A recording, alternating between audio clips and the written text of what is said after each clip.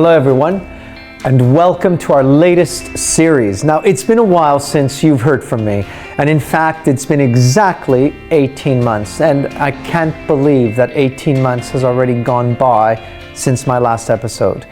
Now, you may be wondering what happened. Why did I suddenly stop recording episodes of our Mindshift podcast? And I wish I could give you a really interesting reason, but the truth is I just didn't have the bandwidth. Now, building your own business, trying to create your brand and grow your business so you could succeed is no mean feat. We all know that. It requires perseverance, mental strength, physical endurance, and of course, emotional support. Yes, the work I was doing was very demanding, and in between all of this, I was trying to meet all of my client needs, trying to have a social life, maintain my gym routine, and navigate a long-distance marriage when my husband got an amazing job opportunity abroad. Well, something just had to give, and for me, that was my podcast. And guess what? That is okay, because that's exactly what setting goals is all about. It's about recognizing exactly what we are capable of doing in a given moment and time, and how you'll be able to do it, what you may need to push aside, and what you need to change as part of your lifestyle. My name is Michael Pagnotta, and this is the Mindshift podcast. Now, I'm delighted to have you join us for today's episode, where we're delving into the art of goal setting and the vital link between our health, fitness, and accomplishing our goals. Setting goals is a powerful tool for personal and professional growth, but it's more than mere wishful thinking. Today, we're exploring the importance of setting action-oriented goals, ones that are attainable, challenging, time-bound, individualized, observed, and necessary. Moreover, we'll unveil how our health, both physical and mental, plays an instrumental role in our pursuit of these goals. So I'm thrilled to share insights on how to set realistic goals, both in your fitness levels, but also in your life. And joining me today are two exceptional personal trainers who have had their own lived experiences when it comes to setting goals and achieving results and success. The first of these people is my own personal trainer and a good friend of mine, Mr. Julian Molteno. Welcome, Julian. Thank you, Michael. So just before we crack on and I introduce our other guest, you've been in this industry for a very long time, haven't you? I've been in this industry before it existed. When I started training, which is 43 years ago, personal training didn't exist. The kind of gyms we train in these days didn't exist. It was all very small gyms owned by a bloke who really liked bodybuilding or training. So it wasn't an industry. The whole personal training industry didn't exist. So it's been quite interesting and very lucky for me to see such a small niche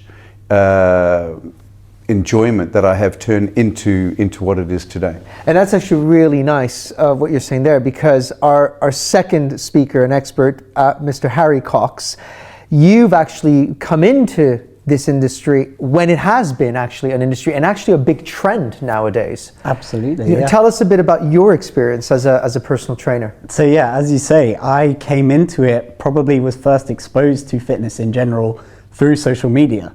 So having got into the industry probably about 6 years ago now, I was exposed as a young teenager to fitness through social media. From that, I realized this is cool. I started lifting weights from a very young age, 13, 14, with a bunch of friends down in a garage. And then from there, I thought, how can I spend all my time in a gym?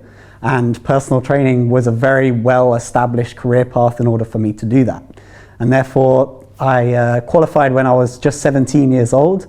I knew this is the path I'm going to take. And so 6 years later, here we are in Club Q, my own private personal training gym. That's right. We are in Club Q, which is a fantastic space. So if anyone's looking for a personal trainer, you've got two here. And Club Q is Harry's own personal gym. And I think it's really interesting because, Harry, you've just said something powerful there. You started training at 13, 14. And Julian, you started quite young as well when you started getting into bodybuilding. Yeah, same age, 13 years old. So it's quite interesting that that age starts to kick in, you know, something quite, I don't know, I guess, is it due to hormones? Is it due to, you know, that triggers this thought of wanting to get into it? I mean, I fell into it because my brother, who was 2 years older than me, at 15, was a bit overweight. Fat Bear was his nickname. And he decided he wanted to have some success with women and what have you. And he bought a couple of dumbbells. And we used to get Muscle and Fitness. All we had was Muscle and Fitness. And my brother started training, and I used to watch him a bit and look at the magazines. And to be honest, the first time I saw those guys, I thought that was disgusting. They were all veiny and oiled up, and I thought, oh. But within about a month, I was like, this is how a man ought to look, and this is going to be my whole life. And it has been my whole life. I'm married and I have children, I'm a family man, but an enormous part of my identity is weights and training and living that life. And Harry, what about you? Was it a similar journey? Was it the Fat Bear brother? It's funny, in a similar way, I was influenced by my brother. So my brother is 3 or 4 years older than me. I saw his friends. I was always the butt of the joke, the weak one, the younger brother. So there was probably part of me that got into it from wanting to climb the social ladder a little bit, earn a little bit of respect there.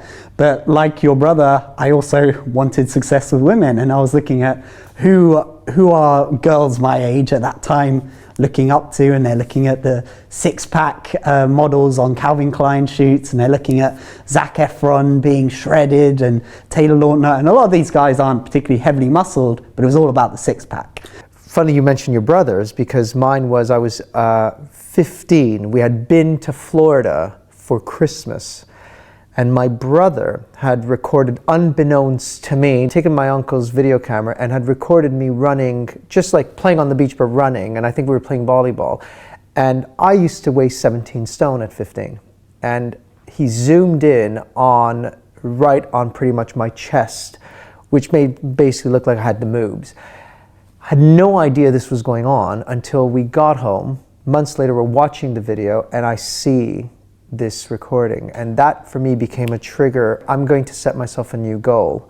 And I think it's really, really important that what we're going to talk about today and in a moment is not actually just about, this isn't about you got to look good and have the six-pack, and it's very much about having a healthy lifestyle and how setting goals and being physically healthy plays a huge part in then being able to set other goals in your life to help you overcome even challenges and be a lot more resilient. And I think that confidence element feeds into other aspects of your life. So I've seen it where clients have got in shape, it says something about them, it tells them I'm a disciplined person, it tells them I stick to my word, amongst many other things, and that feeds into their career. Oh, do you know what, I am going to do that extra piece of work that I said I was going to do. I am going to show up better in my relationships because that's what I stand for as a person. And it's the way that fitness sort of bleeds into those other aspects of your life that can make it so life transformative. And you're absolutely right, because I think actually if I can be successful in this area of my life, well, how can I transpose that into something else, whether it's fitness, whether it's relationships, whether it's what I next do with my career.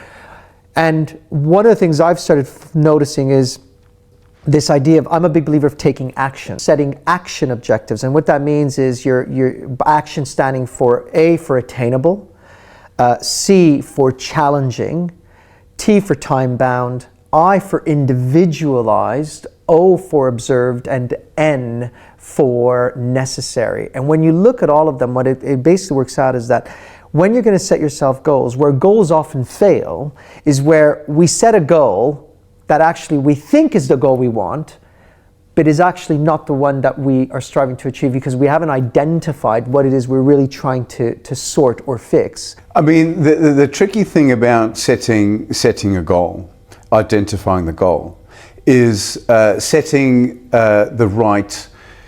something that you can achieve and maintain, as you've said. It's why I have such an issue with before and after photos. Because what I want to see is, I want to see that third photo.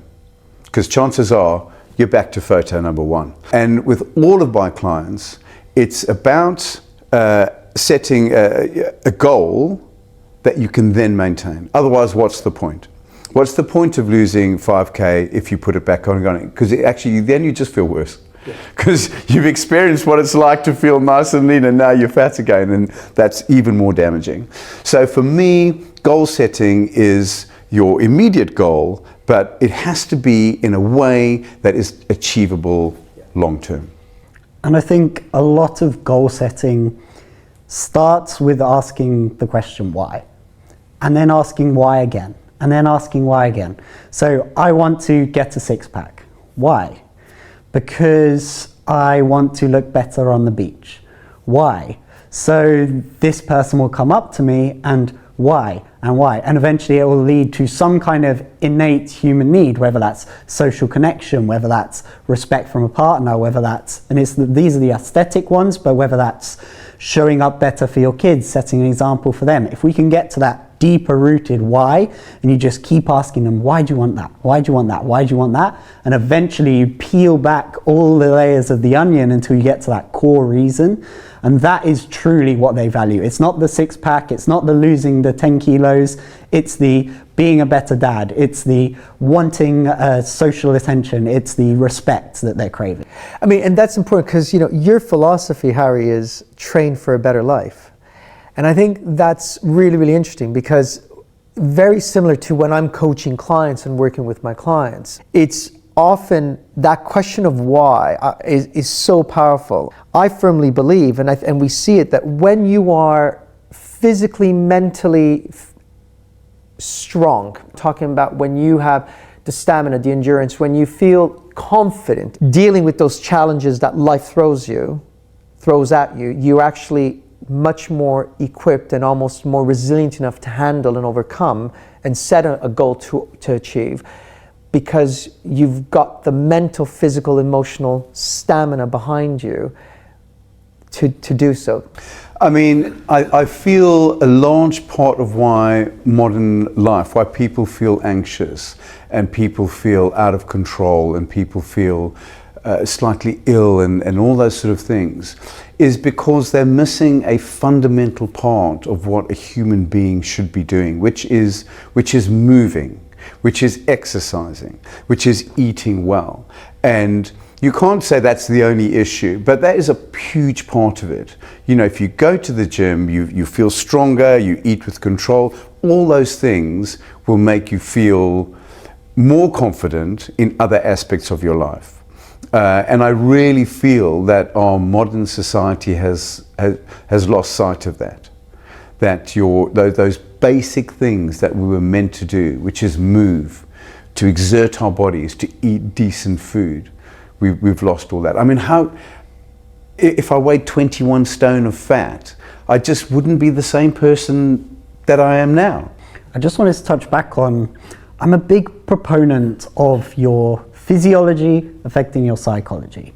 Yeah. So Tony Robbins often talks about, picture a depressed person. What do they look like? You know, you would say they're probably looking at the floor, they're hunched over, they're a little bit unconfident. What does a confident person look like? Chest out, smiling, looking, making eye contact with everybody. So our physiology undoubtedly affects our psychology, and that leads into exercise, right? So if we are exercising, are we going to be standing more upright? Are we going to be standing with our chest out?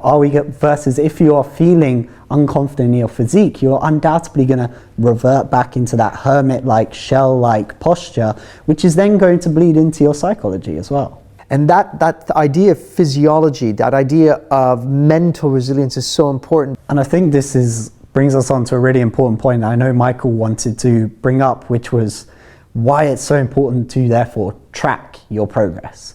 If you are not tracking your progress, you're so much more susceptible to letting your emotions override. I've only lost 2 kilos. Yeah, but look where you were now. If we hadn't have been tracking those actual quantitative metrics, then we wouldn't even know where we were at. We wouldn't even know if we were making progress. So I always get people to track 3 main outputs. That's their training performance. So are you lifting more weights? Are you doing more reps? Are you able to run faster than you were?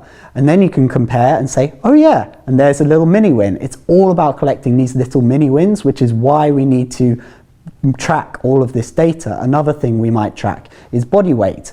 Oh yeah, I was 80 kilos and now I'm 75. There's a mini win. Point out the mini win, sit in the enjoyment. Maxi win. I was thinking I was going to say like 70, go from 80 kilos, I'm now 78. I'm like, winner. But it's a really important part in order to stay motivated, because the first 2 weeks where you're on that high, you're on that New Year's kick, okay, I'm going to do it this year, this is it. It's the hard bits is when it gets to 8 weeks, it gets to 10 weeks, it gets to 12 weeks. That's when you still need to keep depositing those mini wins, even if it's a 0.5 kilo loss, it's a 2 kilos up on my bench press, it's a 1 centimeter up on my bicep. All of these mini wins, which is why it's so important to track, because you might feel like you're not making progress, but then you look at the objective measures on your tracking sheet and see, oh yeah, I actually am.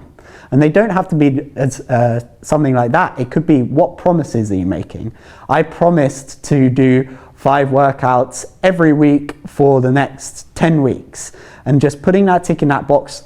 Oh yeah, last week I did 5 workouts. This week I did 5 workouts. That was my goal. I've won my goal. I've won the day. I've won the challenge. And that is what's going to feed that motivation. That's what's going to keep those dominoes riding forwards. And what you've said there touches really nicely on the fact that when we talk about setting, when I talk about setting action-related goals, the time bound is not when you're planning on achieving your goals.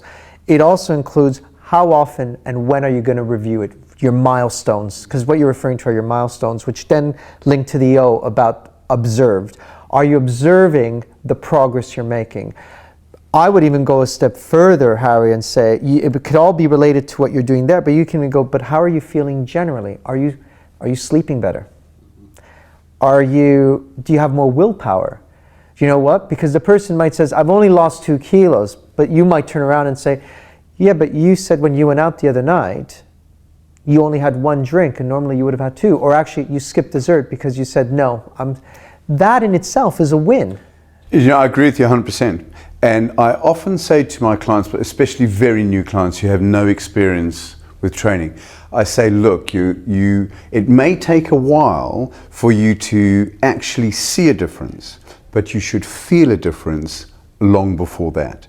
And that's very important to go, okay, the scale hasn't moved, but I am feeling more energetic. And when I put my head on the pillow, I'm out and I'm getting these great night's sleep. So maybe none of your goals, of those quantifiable goals, have yet started to be achieved, but there's an intangible goal, which is, are you feeling better? Which is what every goal actually is about. So I've been training for 43 years.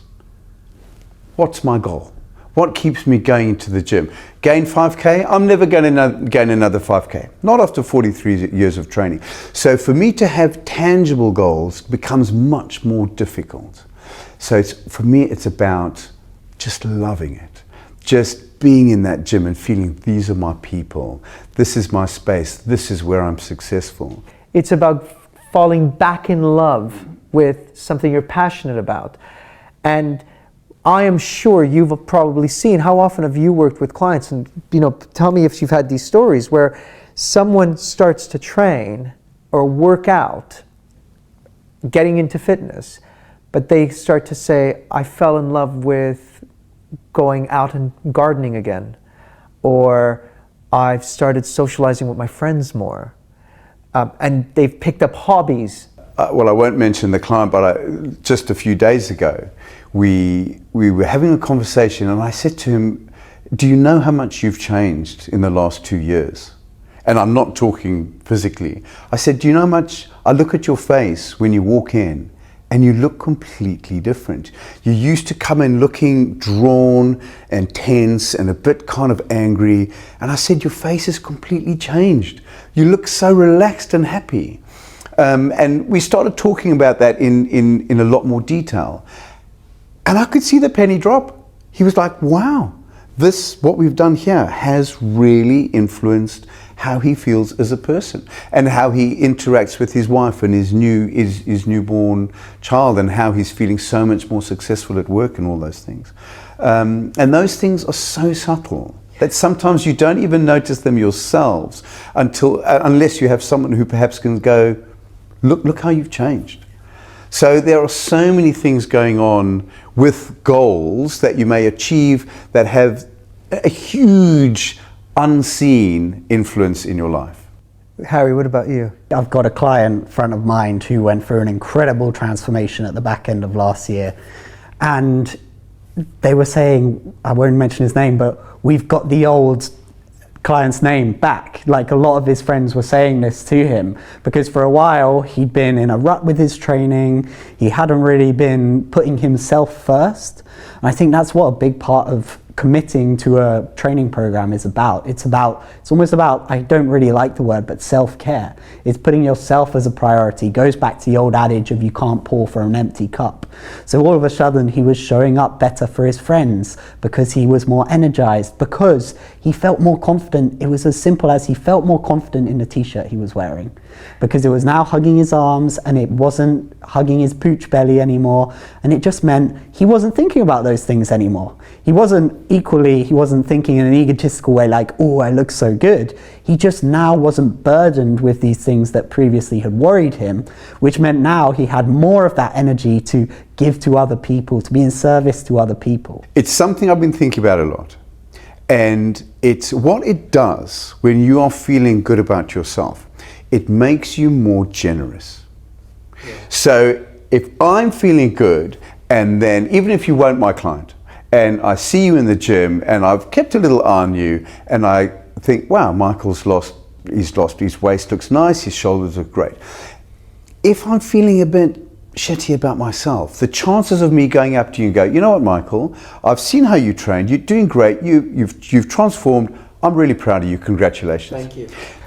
You should speak to my personal trainer. Just an example. It's just an example. But so you can only do that when you feel good about yourself. You can only be generous with your praise when you feel that you can give that legitimately. And if you're not feeling good about yourself, if you're feeling down on yourself, it's almost impossible to say to someone else, I'm so proud of you, look how well you've done. So it makes you a much nicer person, especially when you're giving that praise. You know, certainly in my world, which is the training and bodybuilding world, there have been a few occasions I've said to someone who I don't train or I don't even say hello to, you know, you're really doing well, I'm proud of you. And I can see the look on their faces of, wow, I'm really pleased to hear that.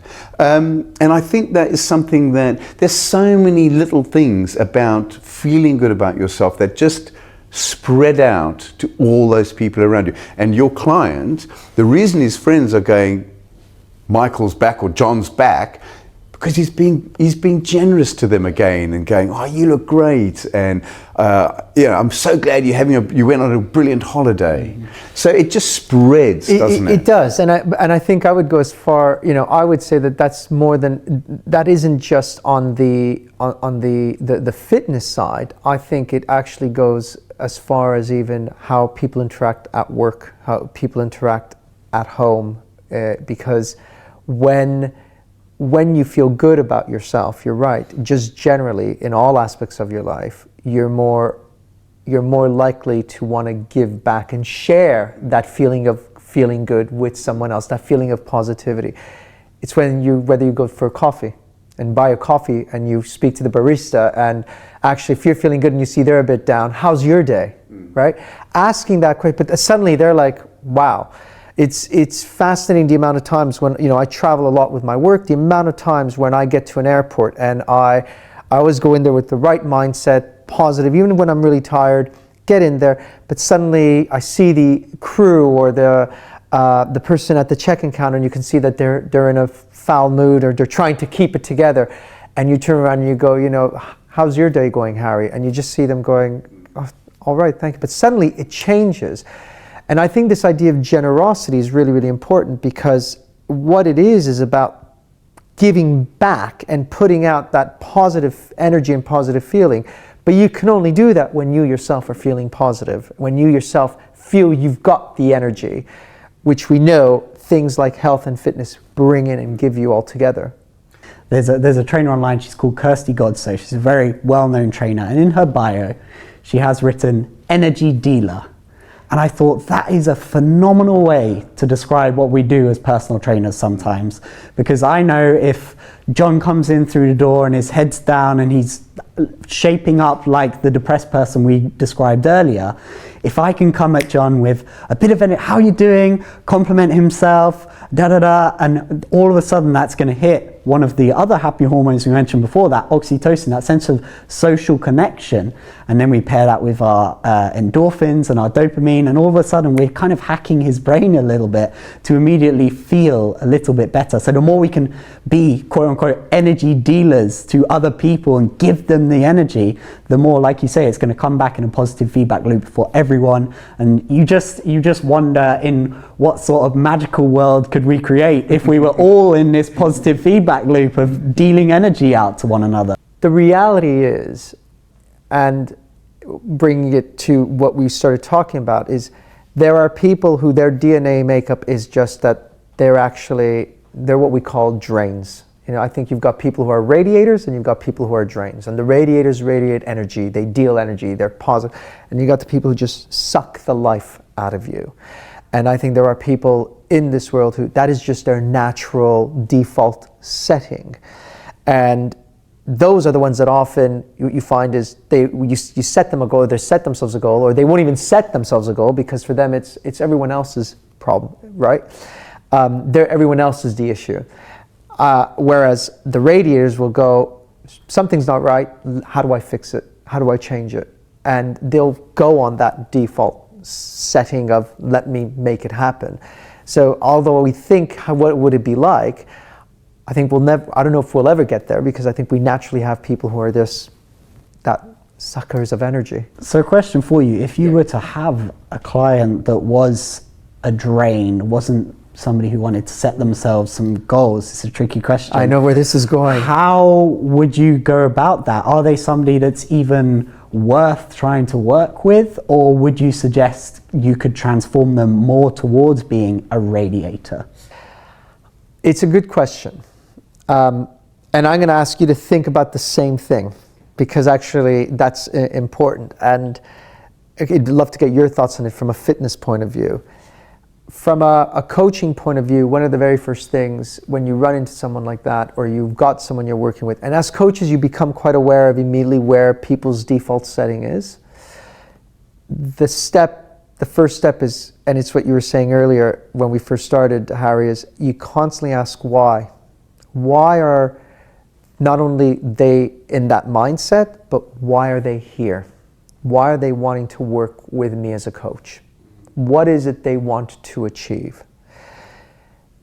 And if it is that they realize I've just become a real negative person, I can't get out of this rut, then it becomes a lot of why. But, and this is so important, as a coach, you also have to recognize where I'm not the right person for that individual. Part of my goal as a coach and my role is to challenge their mindset, to challenge their thinking. And one of the things about coaching is we focus about the now and the future. When we talk about executive coaching, life coaching, it's all about where you are now and where you want to get to. The way I pick up clients is all through them seeing me on the gym floor.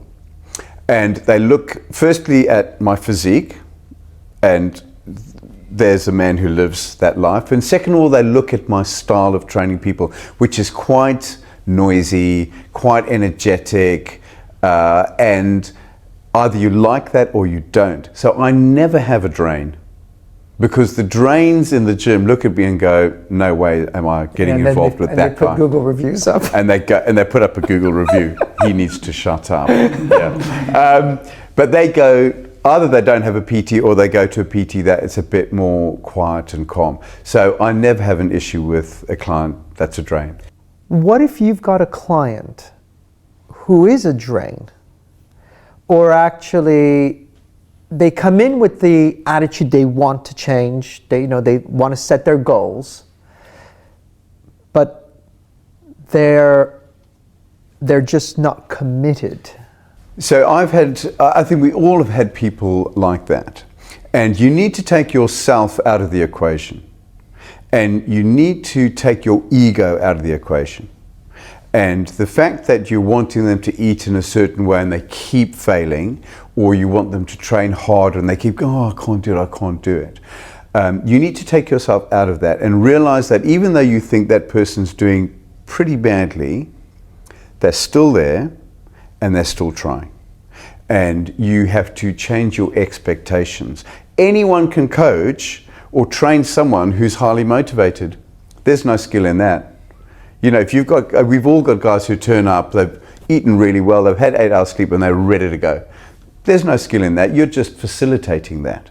But someone who's, I got drunk last night and I don't feel great, and that is the skill that we have to show, to get that person to do a little bit more than they can do. Even though we think that's a very low bar, they're still going home going, wow, that was good. Because they're used to lying in bed or not turning up at all. So the so-called drain, or the person that is not really giving, they're still giving what they can give. And it's up to us to just very slowly coax a little bit more out of them. I think that's a skill that we all have to learn and take our ego out of that. Yeah, so I've got probably 2 things to say about this. First of all, very similar to what you were saying, what would the alternative be if they weren't showing up to the gym? And all of a sudden you realize, oh, we're actually making quite a big difference just by showing up 2 or 3 times per week to do a workout. If the alternative is, like you say, I'm not going to do any exercise, I'm going to stay at home, or I'm going to get drunk, or just by notching that belt up a couple of rings tighter, you're all of a sudden making actually a very, very big difference.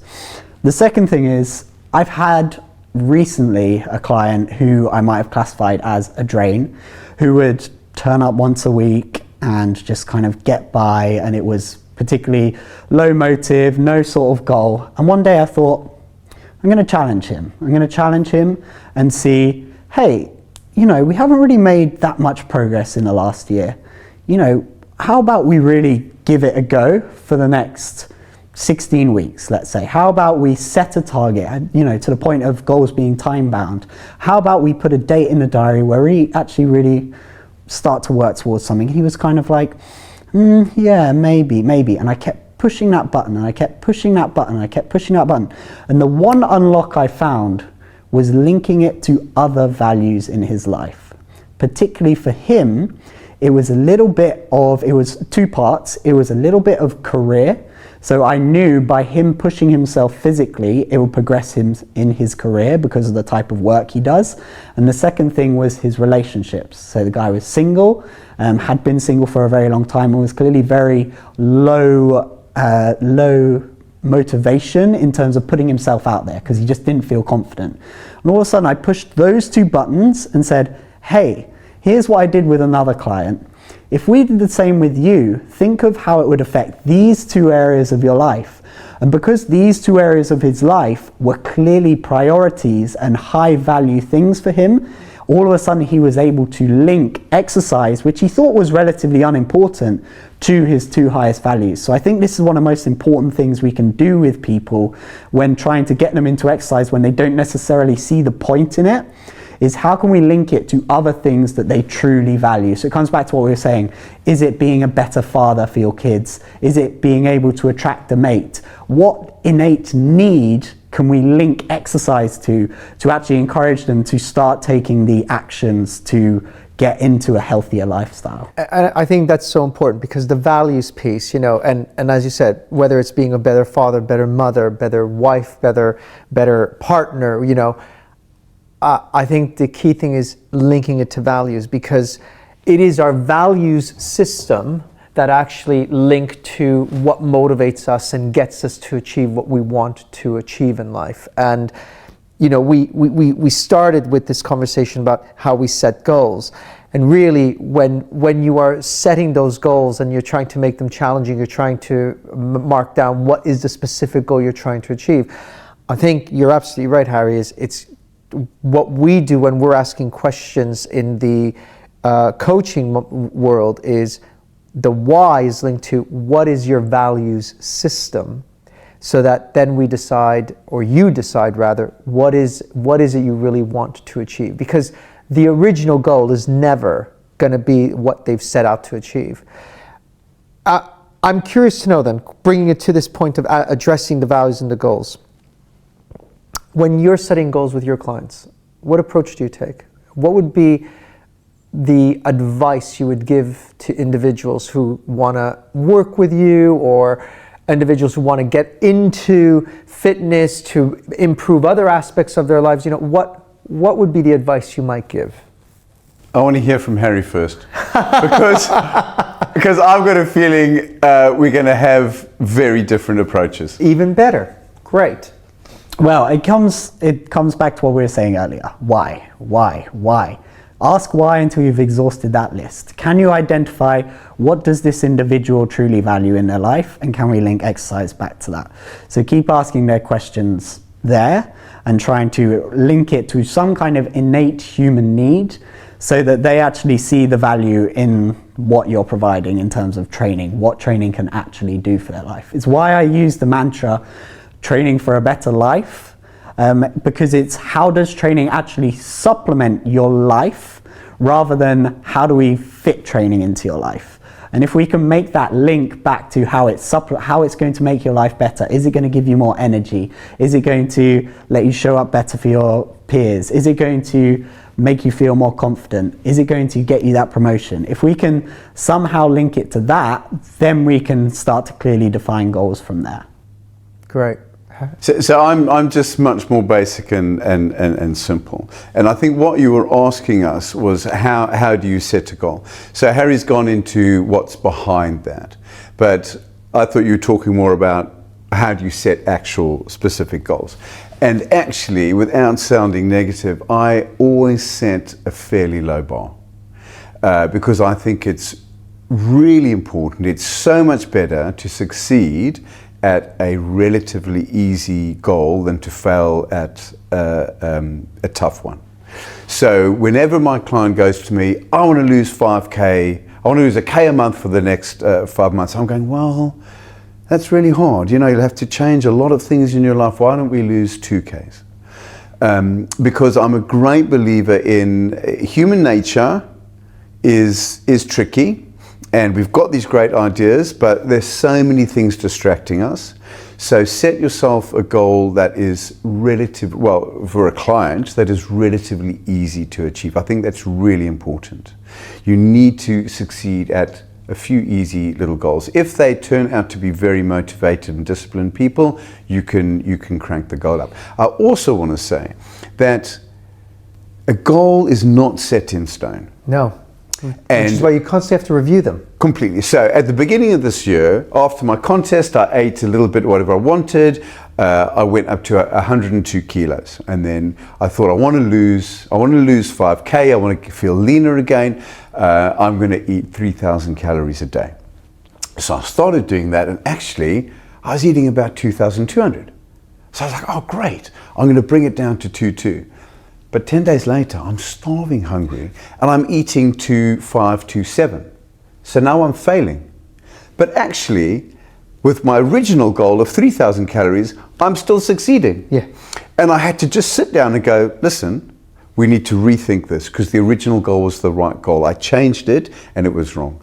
And you need to be able to adjust your goals upwards and downwards to how things are going, and because you can't really predict exactly how it's going to go. So you set a specific goal, but it's not set in stone. It's interesting you say that, because there's a big thing that, you know, the amount of times I get, you know, and Julian, you've asked me quite a few times, and and probably not as often now, but that question, oh, and how much have you ate? Because when we first started training, there was a period, you remember, I wanted to lose a certain amount of kgs. We did, but now I don't use a scale. I don't use a scale because what I've realized is, depending on how I've slept, the week I've had, it can be up and down.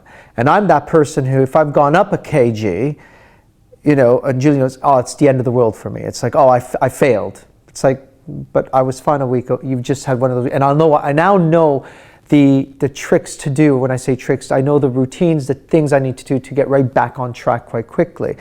But what you're saying, can I interrupt you? Yeah. So that's very important what you've just said, yeah. Because when we first started training, it was a mystery. Yeah. You want to lose 5K, and actually, how the hell do I do that? It was a mystery. And we tried quite a few different things, and it takes years of trying different things to go, now I know how to do it. Yeah. And that's why you're not too bothered with the scale or anything, because you feel completely in control, because you've cracked that code. And because of what you were saying earlier, we constantly kept reviewing the goal, checking what was working, what is, okay, well actually, there were times where I was going, oh, I've got X, Y, and Z, and you would say, do you think that's realistic? You want to do this and this and cut that out? And it's like, yeah, okay, hold on, I need to take a step back. And so that whole point of making something achievable, attainable, but challenging, but observable and individualized. And also durable. And durable. There's no point losing 5K if it all comes back on again. And that's the big thing. From the thing is about maintaining. And I think what we said is, my attitude is always, as a coach, one of the things you look to do is, all right, so what happens, you learn to ask the question, what happens when you've achieved that goal? What happens then? Because you need to think about that.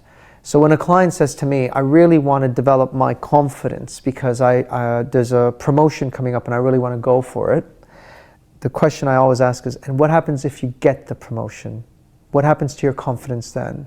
Oh, I need to maintain it. Okay, so then we need to address that, because the key thing right down there is, when you're setting a goal, make sure right back you know what it is you're trying to achieve, but also, should we be looking at the short term, or as you've said, do we need to look at the long-term strategy? And how do we get there? I mean, I'm sure Harry's had the same experience. I've had so many clients, I'm getting married in May, I need to lose 5K. Great. And you just think, what is going to happen in June? You're going to go on that honeymoon, you fit it into your wedding dress or your tux or whatever, and it's all coming back again. So having a specific goal, as you say, is all good and well, but you do have to think, what is our strategy post that goal? Maybe you can't diet as strictly or come to the gym as much as you have, but you've still got to have something that allows you to kind of keep those gains. And I see it all the time. I'm going on holiday, they want to lose a few Ks and they just pile it on the holiday.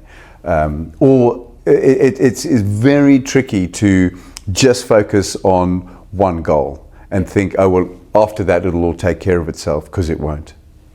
And it's a big thing I do is, and I think can be really useful with clients, is making sure they're clear on what phase they're in when it comes from a sustainability impact. So let's say they do have the goal of, they've got the holiday, or they've got the photo shoot, or they've got that thing. That is a specific phase where you are dieting for that specific goal. Then off the back of that, let's choose a new goal first and foremost, and let's set this as a sustainable phase. So I like to talk about this thing called upper echelons and lower echelons. So if people are trying to maintain a physique, I always say to him, okay, I want you to do one hard diet ever to get lean, and then I want you to be able to only ever have to diet for about 6 to 8 weeks if you want to get lean again. So that means it avoids us having these very sharp increases in weight and very drastic decreases in weight, and rather we have this much smaller parabola where they're working within a range of about 4 or 5 kilos. So we know over the course of 4 months, if we're being controlled, okay, Maybe your priorities have shifted. Maybe now social is a bit more important to you. Maybe work's got busy. Maybe your family life has taken over. And sure, your weight might increase, and being aware that your priorities have shifted, that's fine. But what we don't want to do is pile on 10 kilos then so that we have to shift it all back off. It's what's the bare minimum we can be doing when our priorities are different in order to make sure that we're not seeing these sharp increases and spikes in weight. So it's interesting. What I'm hearing here is that really, when you're going to set goals, what you're looking at is, number one, everything we've talked about, is it realistic? What's the reason behind it? What's your motivation? Reviewing them. But then it's also about essentially looking at what we say are what I call the realities of things that you need to consider that could be, that might pull you away from it, whether it's your work and loads of social events, whether it's the diet, or you're someone who desperately craves sugar all the time, or whatever it is. What are those things that might pull you away from achieving those goals? And then what parameters are you going to put in place to obviously not cut them out, but say, right, let's look at what is feasible, what's doable. And this comes back to what you say in your action point. It needs to be individualized. So it needs to meet the client where they're at. If I have a client who, do you know what, they're on gardening leave, they've got 2 hours a day to dedicate to training, they've got a job that allows them all of that flexibility, I know I can meet them with a slightly stricter approach, versus if I have somebody who's got one property they're managing, they've got a full-time job, they've got a family, they're planning their wedding, they've got all of these plates that they're spinning, I'm going to be a little bit easier. I'm not going to be as harsh, because you've not got the bandwidth for us to add in 2 hours of training and a really harsh diet. But again, it comes back to what's the bare minimum we can commit to that's still going to enable you to make progress, but also being upfront with them, saying your progress is not going to be super, super quick, but we're going to make progress. Here are the reasons why it's not going to be super quick, and making them aware of all their other priorities. And I think what's important to also realize is we can often beat ourselves up when health isn't our number one priority, when our fitness isn't our number one priority. And for example, you have a really busy time at work. Let's use that as an example. And people will say, just get in the back of their heads, I feel so guilty, I'm not on point with my training, my nutrition's been off. But let's look at the things we've gained from reprioritizing. You've been able to dedicate more time to your work. You've been able to make career progressions. Or let's use family as an example. You've been able to spend more quality time with your family. You've been able to have this amazing holiday with your wife. And it's sure, we may have let the fitness side of things slip, and this is not to make any excuses, but rather than sitting there and feeling guilty, how about we reframe our mindset and think, look at the amazing things we got from that period, and now maybe let's reprioritize and bring back the fitness side of things. So, wrapping up, words of wisdom. Oh, I know, Julian, big one. If you had to give any words of wisdom out there to our listeners, our viewers, what would it be? Do you know what I'm going to say? And it's hard to say this because it always comes across as a little bit negative. And it's one of the reasons I find someone like Arnold Schwarzenegger difficult, and whatever his name is, Coggins or whatever he's called. These guys are huge, high achieving people. And they are setting lifestyles that they want us to emulate, and most of us can't. And I just think you've got to be realistic. You need to set yourself a goal and a target that fits in with all the rest of your life. It needs to be challenging enough for you to, when you do achieve it, to go, wow, I'm really proud of myself. But be realistic. We've all got lots of things going on, and fitness is one part of it, a very important part of it. But you've got to set something that you can achieve. That's very, very important. And if you have to change that, it's better to succeed at plan B than fail at plan A.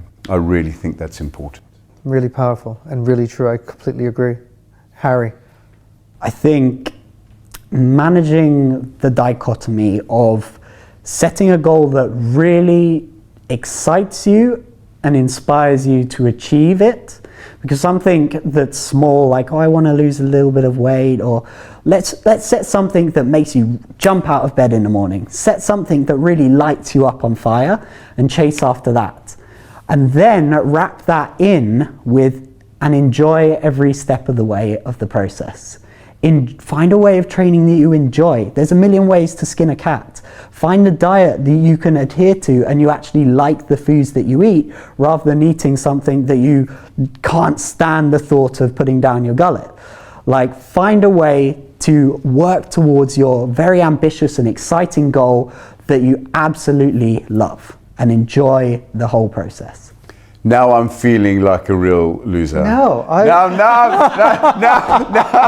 I look so bad, because that was really cool. I like that. I'm going to change my whole philosophy. You're going to change your philosophy. Yeah, I love it. I'm doing Harry's Oh way my God! from Look at there, Harry. You've just influenced them. Taking him back to school. Guys, thank you. You can teach an old dog new tricks. You can. Yeah. You're not an old dog. Well, guys, I want to thank you very much. And just before we end, your Instagram handle, Julian, what is it? Just my name, Julian Molteno. Yeah. So if you want to see a naked elderly man in a towel, sign up to me. I was going to say, if anyone's looking for a personal trainer and wants to train with them, but apparently not. You want to see a guy in a towel? There you go. And do you still take on new clients? Only the drains. Only the drains. I just want drains. Just the drains. Okay, great. Yeah. Harry, your Instagram handle. You can find me, Harry Alexander Cox, and then obviously the gym is Club Q Health. So if you're looking for private personal training in the Fitzrovia area of London, then please come on down. We've got plenty of space for clients. So thank you to everyone watching. You're listening to the Mindshift Group podcast, and thank you, of course, to our two amazing guests, Harry Alexander Cox and Julian Molteno. Thank you for being here. Thank you, Michael.